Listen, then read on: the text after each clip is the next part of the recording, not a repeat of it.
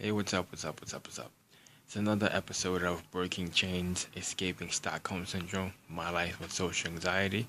This is episode 4. As far as what happened last time, my first video was deleted, so it starts from 2, 3, and now 4. I'm not going to go back and renumber them. That would just be a bit confusing. In the new number 1 video, it says episode 2, I believe.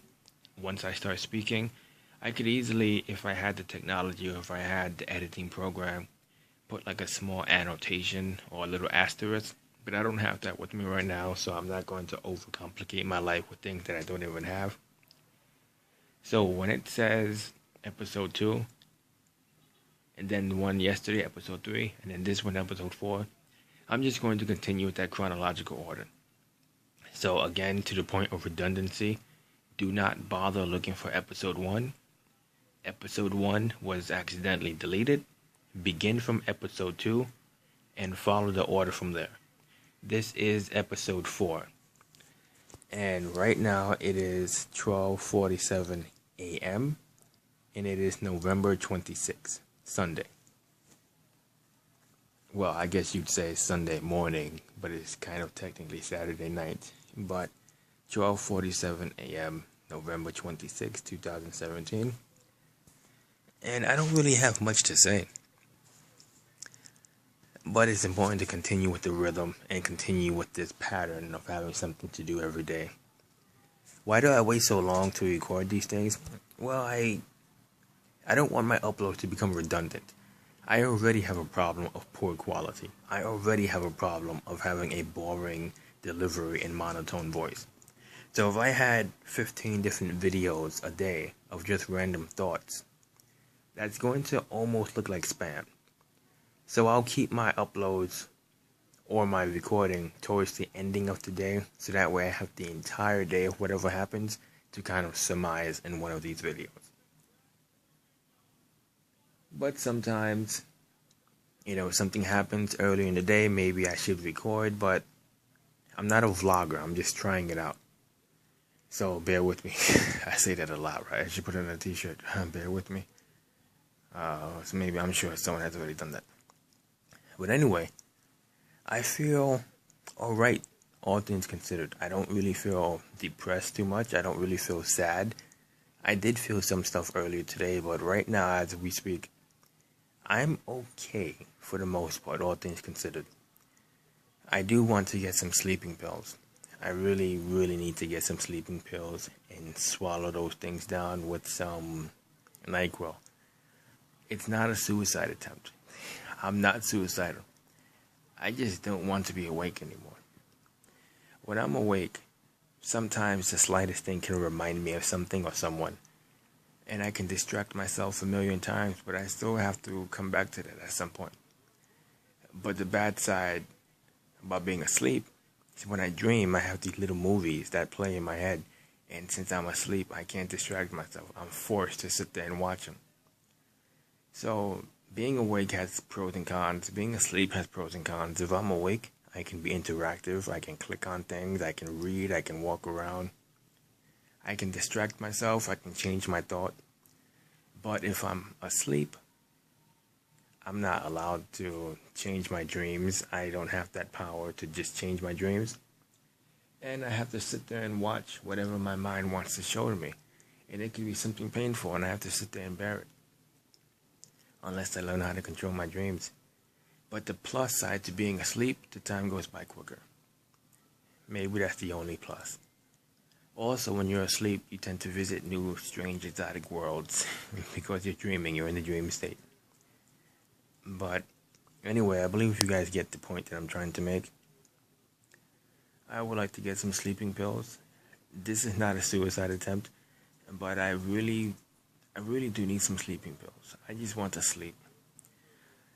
Again, I said in my last video, I don't drink, I don't smoke, I don't use cigarettes, I don't do anything substance-wise.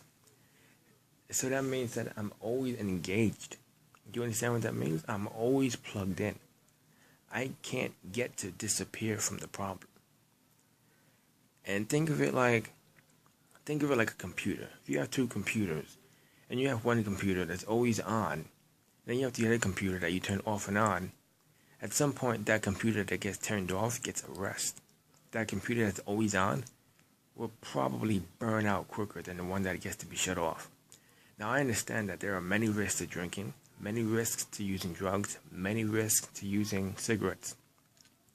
But the point that I'm trying to make is that those who have substances have in some way, if even just a tiny bit, a small window to avoid or to escape their problems. And when you don't use substances, you are always sober and always fresh right then and there in the moment. You can't black out. You can't get high. Don't even have a cigarette to calm your nerves with. And I know that the long-term effects are far worse. I get that. I'm not advocating drug use. I'm not advocating sleeping pills. I'm just saying that in the times of suffering, emotional or not, mental stress, you want some kind of relief. And when you use substances, you give yourself that relief, that temporary relief. When you don't use substances, you have to sit there and take it. And I'm not advocating drug use or alcohol, but I hope to think that my 23 or so subscribers understand what I'm trying to say. So I don't have anything. I have to sit there and just remember everything and watch everything and feel everything, and it gets very tiring. So I just want to unplug for a little bit, get some sleeping pills. It's irresponsible and it's dangerous, but it's not a suicide attempt. I'm just tired of being awake. And I need my own relief in some capacity. I was also doing some thinking, and the girl that left, I'm not going to say her name again, I already explained why in my other video. She told me that she needed to find herself and that it would be unfair for her to put me through that. And I really started to think about that today a little more than ever. It probably never popped into my head really much ever until earlier tonight, today, whatever. If she needed to find herself and she didn't have time for a boyfriend, and it wouldn't be fair for her to drag me through that, why is she already in a relationship? So I started to think about that, and it was like, you didn't have time for a relationship, or you didn't have time for me. And I don't want to dog her. I'm not trying to insult her or throw dirt on her name. But when you leave someone who's the most vulnerable at that time, and they need you the most at that time, that's already bad. And then when you tell them that you need to find yourself and you need space and you need time and you don't think that it's fair to drag them through this, but then you jump into a relationship like that same month, what does that look like? Now, I completely understand that she did not owe me anything. But just as people, not to put her on a pedestal, we should all be held to the same standards. And if you're going to tell me one thing, do another thing, what does that look like? If you're going to leave me when I'm working on my anxiety, when I'm working on it, throughout that whole time that I know you, and you know this, and I'm working on it, and you still leave me, how does that make you look? Now, again, I'm not trying to insult her. I say this with all due respect, but it's not good to put people on pedestals, and we should all be held to the same standard. So I say this respectfully. Why say one thing and then do another thing?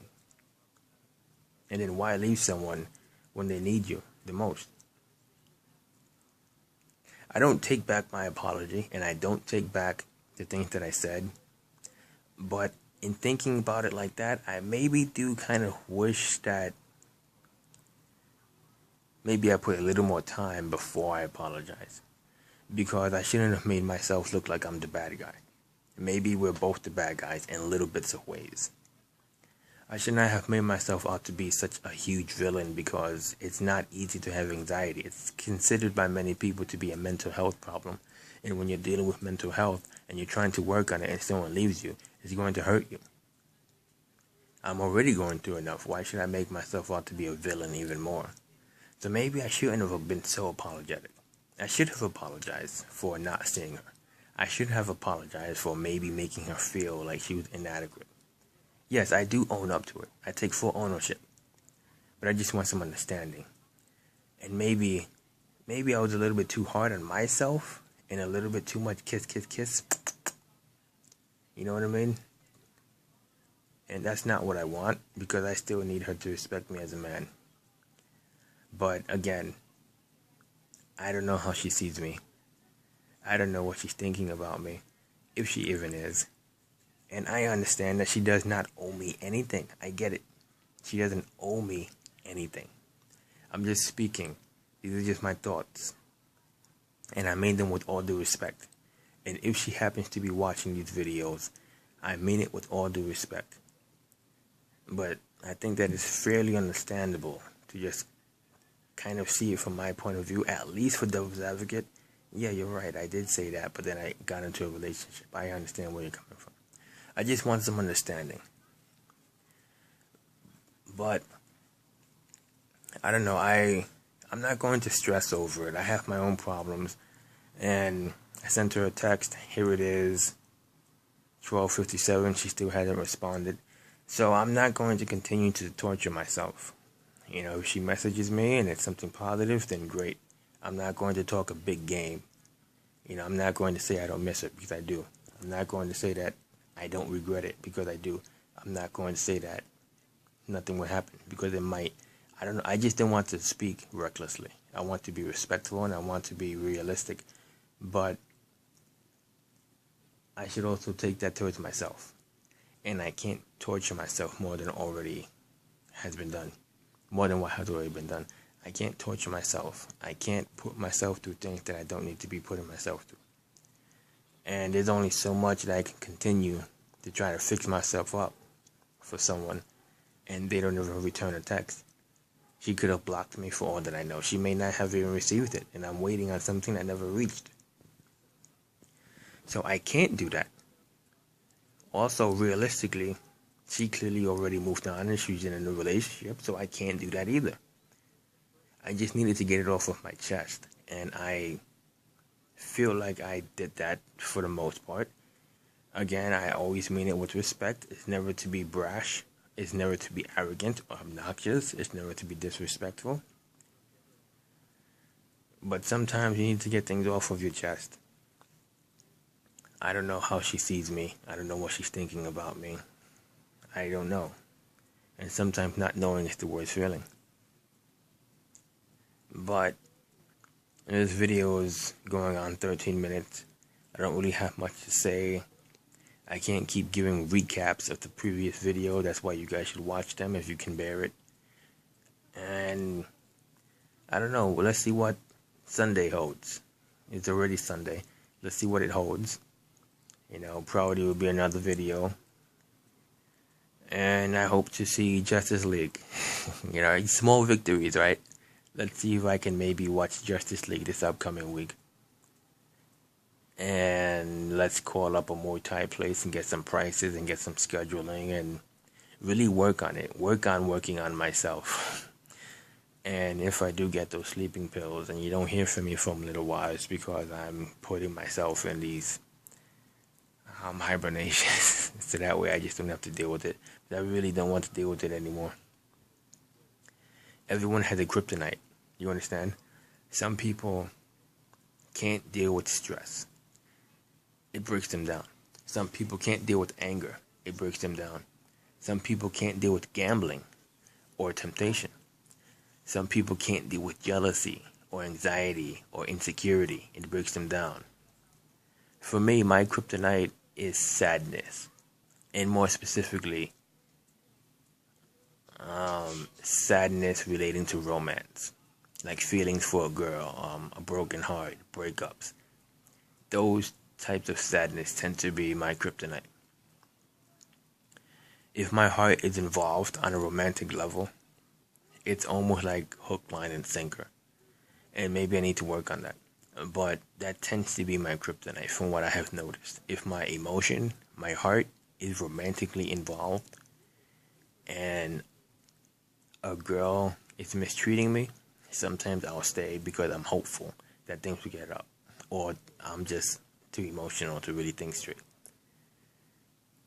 Yes, you guys can get like that. It's not just a girl thing if you thought that. But this is also to be fixed. I have to fix these things. So it's good that they're on camera. And if you think that guys are weak, or you think that I'm weak because I feel this way, well, then maybe that's why many men are closed off, because when they open up, they're insulted, or they're made fun of, or they look weak in your eyes. Maybe that's why many men don't bother to communicate, because they get insulted. If you don't think that way, then thank you for being realistic and mature. But back to the kryptonite. Romance and romance related, no, not romance. Romance related heartbreak or sadness or emotions, that tends to be my kryptonite. And I'm rambling and I'm repeating myself way too many times, and it's going on 16 minutes now. I thought that I didn't have much to say.